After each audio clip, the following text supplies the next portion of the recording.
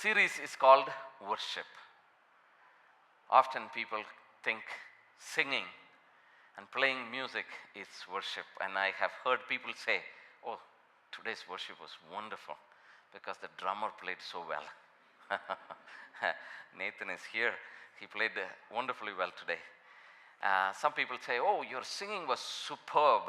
We truly enjoyed. Did we really enjoy, or did we really worship? Sometimes people say, oh, today was a boring day. Music was not good. One guy was just standing there and just singing. Often we think singing is worship. Some people say, oh, that church, we don't have some of the things we are used to, and we just come back bored. So some people tend to think worship is more a kind of feeding of our flesh or some kind of emotional satisfaction. And one day I asked one of my relatives, close relatives actually, I asked her in Malayalam, how did you enjoy? Oh, that was not at all good. You don't even clap your hand. I didn't really enjoy because the songs were not good and long, and we were made stand. And a lot of us have that kind of perception. But we need to really see how God views worship and how the scripture teaches the worship needs to be. So the title of today's sermon is Worship. It's all about God. The passages were read to us from the beginning. Isaiah 6, 1-7, Revelation chapter 4 and chapter 5. Let's just go into some observations from these three passages. True worship always precedes a glimpse of who God is. Worship is not about the worship leader. Worship is not about the musicians. But worship always precedes a glimpse of who our triune God is. In Isaiah chapter 6 verse 3, we read like this. They were calling to one another, holy, holy, holy is the Lord Almighty. The whole earth is filled with His glory. And we read Revelation 4:8, where we see God seated on the celestial throne. And the seer who had this vision could not actually comprehend everything with human words. And he was only using similes with the word like, because he ran short of words and he ran short of thoughts, and his words are insufficient to capture who this amazing God is. True worship always precedes a glimpse of who God is. In this passage in Isaiah chapter 6 verse 1, although we have several things, Isaiah sees God as holy. And 3 times the word holy is used. So it is, in Latin it is called sanctus. In Greek it is called trisagion, and Hebrew it is called kedosh. We have an amazing hymn that we sing that comes from this one, holy, holy God Almighty, early in the morning. It's an amazing song. Whenever we sing, we become emotional. It is the experience of Isaiah the prophet, and he sees God as holy. We often use the word holy in our daily conversation at least 10 times. Often we mean holy or holiness as purity. Actually, it is not purity, although purity is part of it. Maybe it is 0.01. But the word holy means to be different. So he looked at God, and the angels were singing God to be different. not like a human being, not like the trees, not like the animals, not like anything that he or the angels have seen in this world. He is holy because he is the holy other. To be distant, to be transcendent, to be unique. There is nothing in this whole entire universe that we can compare him with. That is why we read in Isaiah 40 verse 25, who can I compare you to? You know, in Isaiah, you see you have diminished the image of God to something like human, or something like an inanimate object, like a snake or an elephant or some bizarre things. But human words or our concepts cannot conceive it, perceive it, because he is holy, he is different, he is transcendent. That is what the angels were just crying. When they used the word holy, they meant there is nothing in the universe may be compared to the holy God. None could stand before the holy God. And he is completely outside of this world, our experience and our understanding. God is beyond our imagination. That is why we say, God, you are incomprehensible. You are beyond our rationality, and you are beyond our words, because the minute we are able to define who our God is, he becomes limited. And scripture says he is holy, and only that much we can understand, and we can say he is nothing like anything in this world. So that caused Isaiah to worship him, or at least be prepared to worship him. And angels continuously saying, you are different, you are different, you are not like anything of this world. It was very important during Isaiah's time. So God is holy, and God is the king seated on the throne. In Isaiah chapter 6 verse 1 we read like this: in the year that King Uzziah died. King Uzziah was a very popular king. He ruled Judea for 52 years.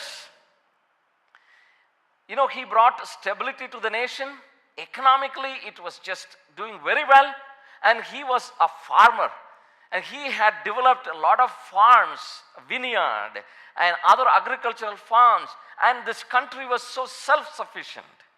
Because he was so successful, his pride went into his head. Towards the end of his reign, he took law in his hand and he tried to replace Levites and high priests. And he developed leprosy. For about 7 years, he was kept outside. Although he was the king, but he could not stay in his palace, and he could not come to the temple to participate in worship. And when he passed away, when the news came out, people were so worried. How come we don't have a king? And who is going to take care of us? And see, the surrounding nations are becoming very, very powerful, particularly the northern king, Sennacherib, and Tiglath-Pileser, his dad, by name Tiglath-Pileser. He was just going around and attacking everyone. And people were all afraid. And hearing that king passed away, Isaiah the prophet runs to the palace. And he comes to the throne room. The human throne was empty.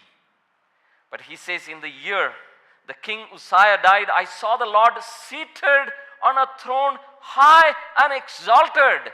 In other words, human kings and human leaders die. But God is up there ruling.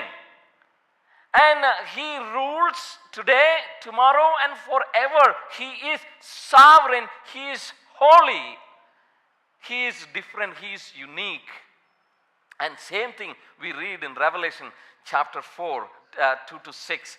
We read like this: at once I was in the Spirit, and there before me was a throne in heaven with someone sitting on it. This is in the background of emperors like Domitian sitting in Rome, exercising so much of authority and power, and the seer who was taken to Patmos, an uninhabited place in those days, far away from his loved ones and all these places. And at that time, he thought he was in exile, but he sees God seated on the throne. In verse 3, and the one who sat there had the appearance of jasper and ruby. A rainbow that shone like an emerald encircled the throne. Surrounding the throne were 24 thrones. Seated on them were 24 elders. They were dressed in white and had crowns of gold on their heads. From the throne came flashing of lights, rumblings and pearls of thunder. In front of the throne, 7 lamps were blazing. There are 7 spirits of God also in front of the throne that looked like a sea of glass, like crystal. And down as you read, whenever the angels were singing to God, holy, holy, holy, the elders who were seated on the throne, they did not feel worthy to keep their crown on their head. They just removed the crown and cast it down on the floor. And they also joined with God, because God is king. We have human leaders. We have, we don't have kings, but there are some countries, they have kings. We have powerful CEOs, and we just tremble before them sometime. We give them a lot of respect. But our God is the king of the whole universe. Human kings and CEOs come and go, but our God is holy, and he is seated on the throne, and he is the King of kings and the Lord of lords. In chapter 5 of book of Revelation, it says Jesus is the Lion of Judah, the root of David. It says root of David. What is it? He's saying the promise that is there in 2 Samuel chapter 7 verse 12 and 13, an eternal kingdom, an eternal throne that was promised to David by or through Nathan prophet. And he's saying this is Jesus. Now this is after his death, burial and resurrection. Jesus is called the Lion of Judah, the root of David, the Lamb that was slain. All these things prepare the angels and the believers who have become followers of Jesus. All this content prepare them to worship the Lord. The triune God is always the object of our worship. You think about our worship these days. Our worship starts with music, ends with music. Sometime our worship starts when we come into a group and we think worship should be like this. Often people don't even think about God when they worship. They try to really sing some songs and say what a worship it is. Sometimes people are blinded with some kind of music.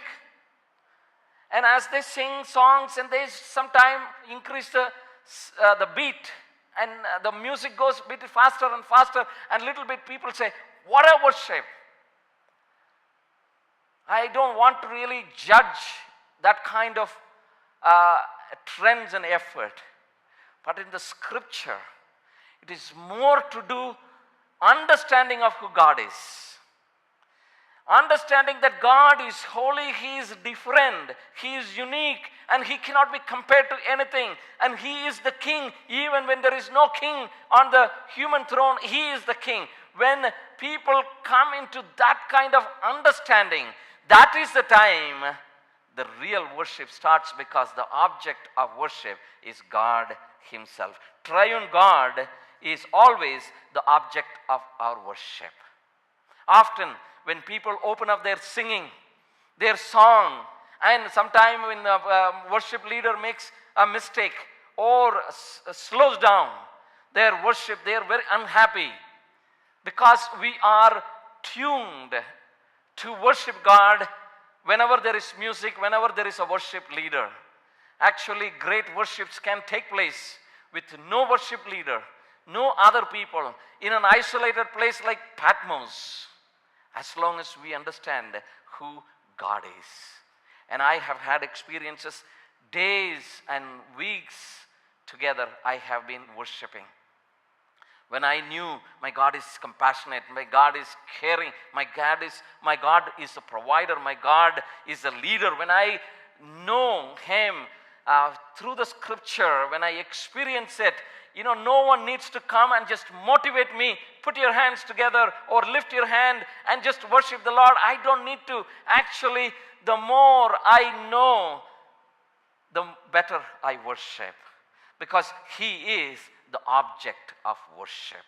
Let's evaluate our tendencies these days. When we worship, is God becoming the object of our worship? You see the angels both in Isaiah chapter 6 and Revelation 4 and 5. The triune God is the object. And they were focusing on triune God and they were worshiping holy, holy, holy God. If we are not careful, music can distract us from true worship. If we think that worship can happen only with music, maybe we have to really rethink our understanding of our worship. It aids, it helps, particularly in corporate worship. It helps. When we come together for corporate worship, it is not the only time we worship, it is actually the climax, or it is the celebration time. We all come together. We see that the pattern happening in the Old Testament. We also see that happening in the heavenly court, in the presence of the angels. God is worshipped with music, with hymns and choruses. And we see in 1 Chronicles chapter 25, David divided the Levites into 24 and he had amazing music team, cymbals and harp and singers and all of them. That is for the corporate worship. But for individual worship, we need to know Him. We don't need to sing, we don't need to play music, but still we can worship the Lord. And because God is the worship, no personal preference determines our worship. Oh, I need to go to particular church in order to worship. Oh, I need to have particular worship leader in order to worship. Oh, I need to sing particular songs in order to worship. Actually, we need to rethink if we are like that. Because worship is not about me. Worship is all about God, and God is the object of worship.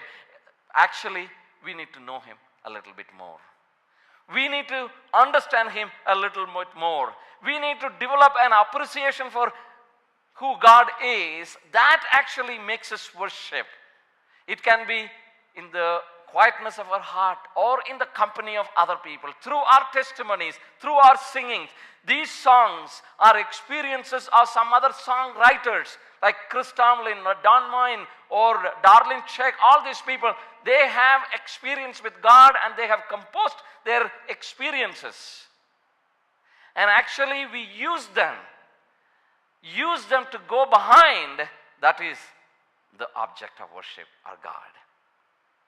It is not the personal preference. If we actually think we can worship only if we go to a particular group, or if we have a particular type of music, then we need to actually rethink when we go through our series, maybe next 3 to 4 weeks. Such worship needs preparation from the Word and from general revelation. Now, how do we worship? And we know worship is all about God. And how do we know God? And we have the revelation from Genesis to Revelation, teaching about God. We know God is Almighty. We know God is Creator. We know God, Jehovah Jireh. We know God is our warrior. We know God is our Savior. From where? From the Word of God. And God has revealed Himself in the Word, and that is where we need to go to understand Him. The Word tells us how He revealed in history and how people of history understood God to be. The more we look at the Scripture, the better understand God. God has revealed to people, say for example, Abraham. God said, I am Lord Almighty. I am El Shaddai, He revealed. There are a couple of meanings for that. One of the meaning is, I am God who will satisfy your need. Someone with a satisfying breast, because a baby needs the nourishment from the mother, and he's saying, I am. And that was the experience of Abraham. And when Abraham was going to sacrifice his son in Mount Moriah, he gets the idea, Jehovah Jireh, God, my provider. It is a revelation. And we come to Isaiah chapter 6, we see God is holy. So if we want to worship God better, it is not that we need to learn a lot of new songs to worship God better. It can help us. But if we want to worship God and if we want to become better worshippers, we need to go to the Word. Because Word is where we understand who God is. And when we know who God is, we become better worshippers. The general revelation points us to God's intelligence, creativity, care. Sometime you come out to your patio or to an open ground. Look at the sky in the night. You don't need anything. No money needs to be spent. You just come out and look at the way the clouds get formed. The mountains look. The valleys look. The ravines. You look at other human beings and you can just say, God, how creative, how intelligent, how careful you are. God, you care for us. You give us rain, you give us sun, and you give us seasonal changes. How do we become worshippers? We go to the Word and we come to general revelation where we understand about God. The more we understand God, the better worshippers we become, and we primarily get all the theology and understanding about God from the Word. So someone says, oh, I want to be a better worshipper, then I will say, better you go to the Scripture. When you go to the Scripture and you understand God, when you understand God, you cannot stop. You will worship. You will start worshiping. The next important point about worship is true worship involves a realization of who we are. A true worship involves a realization of who we are. Isaiah felt worthless before the sovereign God. Until then, he thought he was a spiritual giant, a confidant of Uzziah. And then later on, he served in 3 other courts, Jotham, Ahaz, and Hezekiah. He was a spiritual giant, but all happened after this experience. But until then, he was going around speaking God's word. But when he saw God, when he got a glimpse of who God is as holy and a celestial king, then he understood his worthlessness. Isaiah felt worthless before sovereign master. A lot of time people put their hands like this, and sometimes we can become very arrogant, using big words like justification, sanctification. Some people say all these big words. I am guilty of using those words. And sometimes people say, oh, I have figured everything out about God. Oh, God, they say, oh, 10 doctrine you need, this is what it is, this is what it is. We try to put God in a box. But Isaiah's reaction when he had a glimpse of God was one of worthlessness. Woe unto me, he said. He judged other nations or other people 6 times. You look at chapter 5, verse 8, 11, 18, 20, and 21, 22, he called other people, woe unto you. Woe unto you. He looked at rich people, he said, woe unto you. He looked at the neighbors, he said, woe unto you. And finally he looks at God and he says, woe unto me. He pronounces the same judgment on himself. And he says, I am a man of unclean lips. In other words, he's saying, I'm a sinner before God because he's holy. He's so holy, other, transcendent. And when I compare myself before God, I don't have any worth before Him. He's so big, so supreme, so sovereign. A true worship involves a realization of who we are. A lot of time, oh, I have figured it out. I know how to sing, and I know some of the spiritual experiences I have, so I can do it. Actually, it will be wonderful, healthy to know that I am one click away from being trapped. I am just one step away from making mistakes. And what I am today is His grace. And what I will be tomorrow and 100 years from now will be because of Him. When I know that I am worthless and I am made to stand before God is because of His grace, then that helps me to worship Him a little bit more. In chapter 4 and 5, the 24 elders lay their crowns before God. Those guys were those people who accomplished a lot. Probably they gave their life for the preaching of the gospel. They led hundreds and thousands of people to Christ, and they have this crown sitting in the heavenly throne. But when angels called, holy, holy, holy 3 times, and they were worshiping and singing around continuously, and they could not sit on the throne, they did not feel worthy to hold the crowns on their heads. They just ripped and they just threw it on the floor, and they also started worshiping. When we come before God, one, we need to understand Him, who He is, who we are worshiping, because He is the object of our worship. Alongside of that, we should also know who we are. Sinners, saved by grace. Sinners, continue by grace. Until we live in this world, we are, saved, and we are protected and sustained by the grace of our Lord Jesus Christ. And whenever we become arrogant, that is the time we go against God.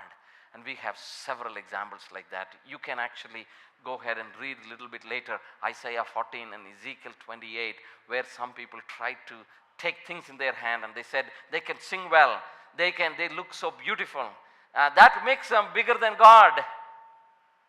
A lot of time, oh, I can preach, oh, I can teach, so I am bigger than God. Never ever in the economy of God, in the dispensation of God. God is always the biggest, and we are able to stand before God because of Him. Worship begins when God touches one's life. Until He doesn't touch your life and my life, real worship doesn't start. Real understanding of a relationship with God doesn't start. We may be good singers, we may be good preachers, we may be good in everything, but God has to touch to have authentic worship here. The sovereign master in Isaiah chapter 6 cleansed Isaiah in the palace where the defiled king lived. The defiled king, Uzziah, was banished from the palace and banished from the temple. And Isaiah goes to the throne room, and that is where God cleanses. God says, when there is a contrast here. Uzziah was banished from the presence of God because he took law in his hand, and he tried to become prideful before God. And God banished him. Now, when you saw the throne, Isaiah, you felt you are worthless, although you pronounced judgment on others. But when you got the glimpse of God, you said, "Oh, unto me," and you felt worthless. And on the basis of that, God just cleanses him. And he is cleansed. Worship begins when God touches your life and my life. Whether we are religious, wealthy, not wealthy, educated, non-educated, doesn't matter how many degrees we have, it doesn't matter how much we know, it doesn't matter.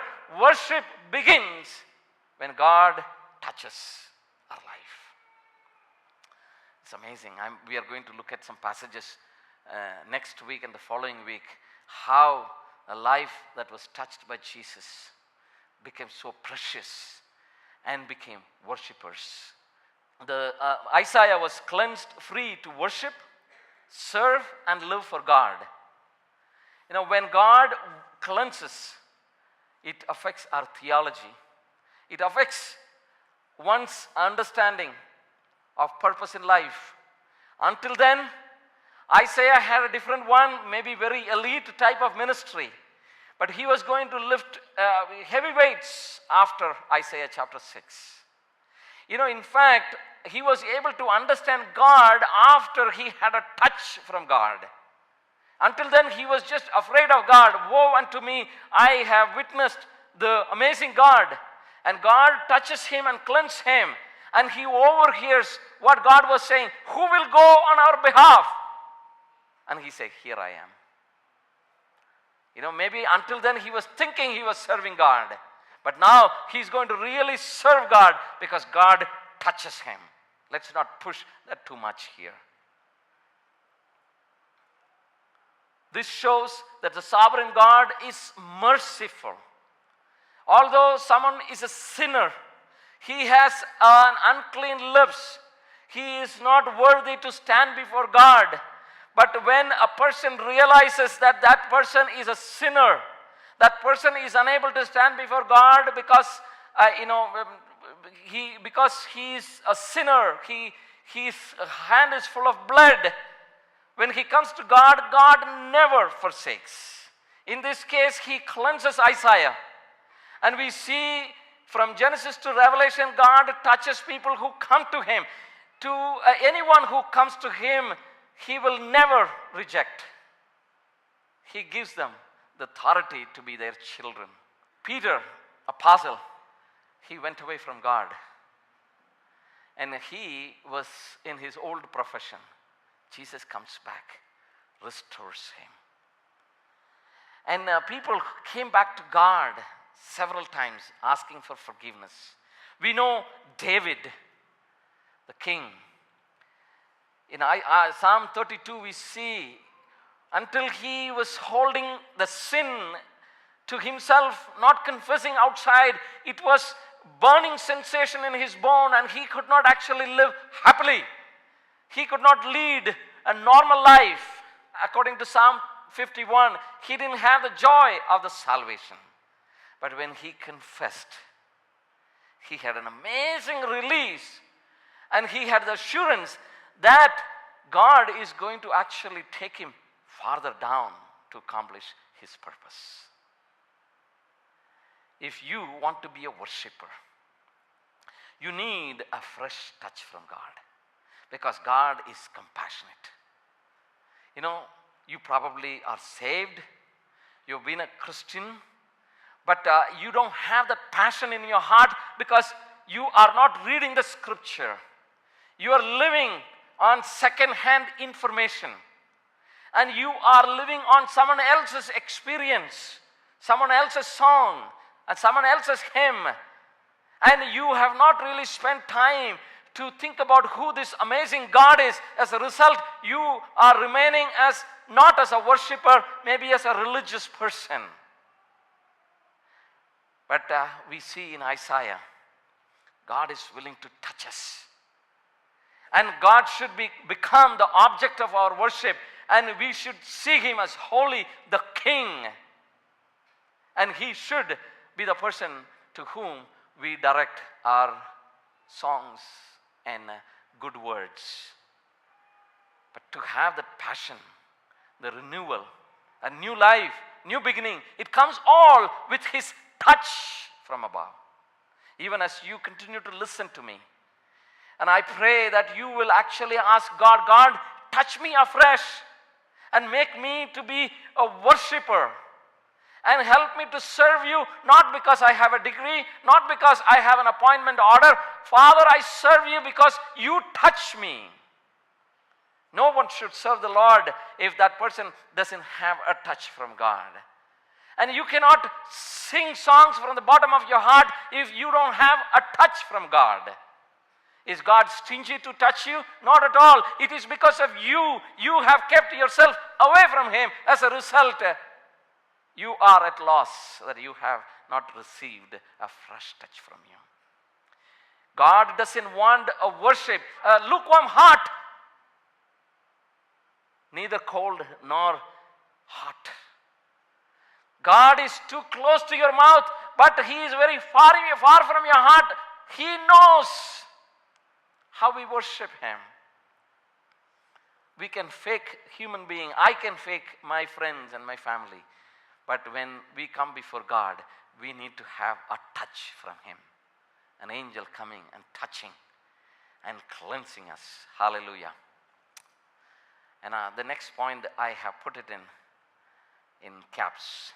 Only a born again person can offer true worship to the Father. Only a born again. That means you may be born in a Christian home, or you have been coming to church, doesn't make you automatically a worshiper. Although you know several songs and you tend to sing some songs, good corporate worship is happening. Is God against it? Not at all. Do you want to be a good worshiper? You want to be like Isaiah? You want to be like the elders? You want to be like the angels singing holy, holy, holy to get a glimpse of who God is? You need to know His Son, our Lord Jesus Christ, who is the revealer of the Father. John 1:18. And He is the Shekinah glory, John 1:14. Through Him, grace and mercy have come to us, and it continues to come. And you want to worship the Lord, you need to actually have a touch from God through Jesus Christ. In other words, you need to trust Jesus in your heart. Jesus, you came to this world for me. The death on the cross is for me as a substitution. You were dead and buried, and you rose again. It's for me. I believe. According to the scripture, it says, when you believe that in your heart and confess with your mouth, you are born again. You are saved. That means you are saved from the judgment that is impending for everyone. And if you say you are born again and you're saved, and you are saved from the future judgment, presently you will be the child of God. And when you have a touch from God through Jesus, then you can be a worshiper, and you can worship the Lord. True worship. Romans 12 verse 1 and 2. You know, those who worship the Lord, you need to offer your bodies as a living sacrifice. You can do it only if you are a born again believer. Another important point I would like to make about worship when we as a Crossroad Church is this: worship, a believer's response to God's revelation of Himself in history that is recorded in the scripture. I very strongly believe. What is worship? Worship is a born again believer's response to God's revelation of Himself in history that is recorded in the scripture. Scripture has record of how He has dealt with people, how He provided for the people, how He sent His Son, our Lord Jesus Christ, to this world. It is recorded when a person understands the scripture, and when he attempts to respond to that, is worship. And when you can be a worshiping husband when you relate with your wife. You can be a worshiping wife when you respond to your husband. You know, you cannot compartmentalize your relationship. You know, oh, this is only for church and this is. No, worship is a culture. It is a lifestyle. And if someone worships only the church and all other time just opposite of worship, then that person needs to actually rethink whether that person is responding to God's revelation that is recorded in the scripture. Hallelujah. God is forgiving. That is how we know Him. He is restoring. We know Him. We know Him. He is someone who has gone too far from Him. When they come back, He restores them. And that is how He has revealed. When you understand that fact and try to respond it, that becomes the worship. Because when God does something to us, we are unable to respond any other way, not with money, not with any product, but with the worship that stems from the bottom of our heart. Psalmist says in Psalm 116, and he says, Father, what shall I give to you? And he looks around, a wealthy man, a king. Say, there is nothing that can adequately